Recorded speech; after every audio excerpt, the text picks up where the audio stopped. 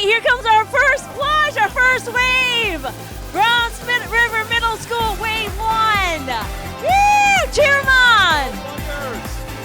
All right, there, let's do some fun facts here. All right, so Browns River Middle School, second year in a row, they've been the top fundraiser.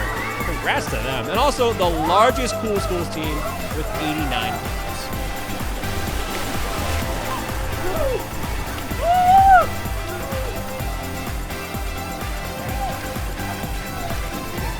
Oh, cheer 'em as we head back.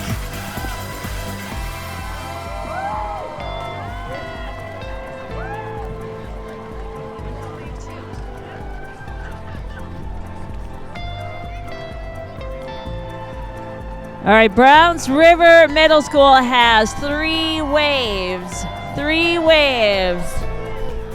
Very impressive, by the way.